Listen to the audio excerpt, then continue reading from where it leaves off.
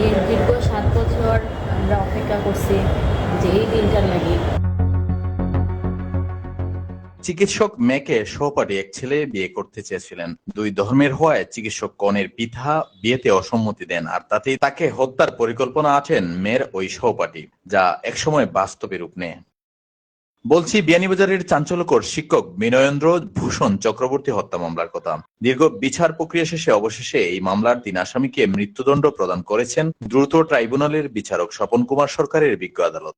বৃহস্পতিবার বিকালে আদালতের রায় প্রদানকালে ৩ আসামির ২ জন কাঠগড়ায় উপস্থিত ছিলেন। এ সময় আদালত রায়ের পর্যালোচনায় হত্যাকাণ্ডটিকে আসামিদের ঠান্ডা মাথায় সুপরিকল্পনা ও সুপরিকল্পিত হত্যাকাণ্ড হিসেবে উল্লেখ করেন। মৃত্যুদণ্ডপ্রাপ্ত অন্য আসামিরা হলেন কানাডা প্রবাসী শিক্ষক বিনয়েন্দ্র ভূষণ চক্রবর্তী হত্যাকাণ্ডের মূল পরিকল্পনাকারী ওয়াসিম রাজা ও তার সহযোগী দুলাল আহমেদ বাবর। আদালতের কাঠগড়ায় থাকা অন্য ২ আসামি বাবর ও জয়লাল নাথ কান্নায় ভেঙে পড়েন। এ সময় তাদের স্বজনদেরও কাঁদতে দেখা যায়। রায়ে অনেকটাই আবেগ আপ্লুত হয়ে পড়েন ওই শিক্ষকের সন্তান ও আইনজীবীরা।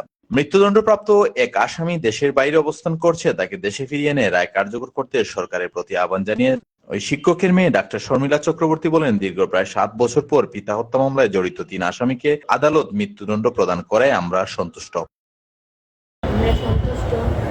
এই দীর্ঘ ৭ বছর আমরা অপেক্ষা করছি যে এই দিনটার লাগি। এখন ভগবান আমরার দিকে মুখ তুলে চাইছ, আমরা সুবিচার পাইছি এবং আমরা আশা করব যে সরকার যাতে এই রাষ্ট্র এই যে রায়টা যাতে বাস্তবায়ন করেন এবং আপনার এই যারা আসামিরা যে দেশের বাইরে তারাও যাতে আনে এই রায়টা কার্যকর করা হয় এবং যারা দেশে আছে তারা যাতে এই দ্রুত এই রায়টা কার্যকর করা হয়। প্রায় ৭ বছরে একটি বিচারকের আদালতে ১৪ সাক্ষীর সাক্ষ্য গ্রহণ এবং মৃত্যুদণ্ডপ্রাপ্ত আসামি জয়লাল নাথের স্বীকারোক্তি, স্ত্রী ও মেয়ের বিয়ের কাছে নিহত শিক্ষক বিনয়েন্দ্র ভূষণ চক্রবর্তীর ঘটনার বর্ণনা এবং ২ পরিবারের বিরোধের বিষয়টি দীর্ঘ সময় ধরে পর্যালোচনা করে আদালত রায় প্রদান করে।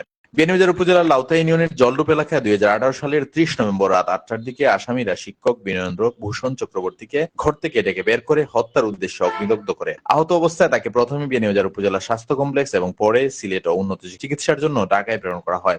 ঘটনার ৬ দিন পর ঢাকার হাসপাতালে চিকিৎসাধীন অবস্থায় তিনি মারা যান। এ ঘটনায় বিয়ানীবাজার থানায় দায়ের করা হয় হত্যা মামলার।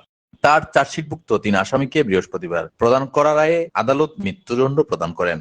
রায়ে সন্তুষ্টি প্রকাশ করেন পাবলিক প্রসিকিউটর আবুল হোসেন সহ রাষ্ট্রপক্ষের সকল আইনজীবীরা। ১০০% যে আমরা সন্তুষ্ট। আমরা যেভাবে এই আসামিরা যে অপরাধ করেছে, অপরাধের যে ন্যায় বিচার করেছেন, এই অপরাধের গুরুত্ব বিবেচনায় আদালত সর্বোচ্চ সাজা দিয়েছেন এবং সেখানে আমরা রাষ্ট্রপক্ষ সম্পূর্ণ সন্তুষ্ট।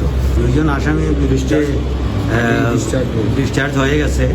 এই ৩ জন আসামির বিরুদ্ধে বিচার অনুষ্ঠিত হয়েছে এবং সাক্ষ্য প্রমাণে ৩ জন আসামির মধ্যে বিরুদ্ধেই সাক্ষ্য প্রমাণিত হয়েছে ওনারা এই ঘটনার সাথে ওতপ্রোতভাবে জড়িত এবং একজন আসামি উনি পরোক্ষভাবে উনি ইন্ধন দিয়েছেন এবং ওনার পরিকল্পনা মাফিক এই ঘটনা ঘটেছে। সুতরাং এইটা আদালত যে সিদ্ধান্ত দিয়েছেন সেটা যথোপযুক্ত এবং উপযুক্ত, আমাদের কাছে এটা সন্তোষজনক বিবেচিত হয়েছে। আদালতের রায়ে অসন্তুষ্টি প্রকাশ করে আসামি পক্ষের আইনজীবীরা উচ্চ আদালতে আপিল করবেন বলে জানান। আজকে চাঞ্চল্যকর মামলা বিনয়েন্দ্র ভূষণ চক্রবর্তী ভিকটিম নিহত হওয়ার প্রেক্ষিতে বিজ্ঞ দ্রুত বিচার ট্রাইব্যুনাল আসামি ওয়াসিম রাজাকে দণ্ডবিধি ১০৯/৩০২ এবং আসামি দুলাল আহমদ বাবর ও জয়লাল নাথকে দণ্ডবিধি ৩০২ এবং ৩৪ ধারায় মৃত্যুদণ্ড এবং সেই সাথে ১ লক্ষ টাকার জরিমানা দণ্ডিত করে রায় প্রচার করেছেন। আমরা আসামির পক্ষ থেকে প্রত্যেকটা সাক্ষীকে জেরা করেছি এবং আমরা মনে করি প্রসিকিউশন এই মামলায় রাষ্ট্রপক্ষ প্রসিকিউশন সন্দেহাতীতভাবে এই মামলা প্রমাণ করতে সম্পূর্ণভাবে ব্যর্থ হয়েছে। আমরা ন্যায় বিচার থেকে বঞ্চিত হয়েছি। আমরা অনতিবিলম্বে মহামান্য হাইকোর্ট কোর্টে আপিল দায়ের করব এবং আমরা বিশ্বাস করি যে মহামান্য হাইকোর্ট আমাদের প্রতি ন্যায় বিচার করবে।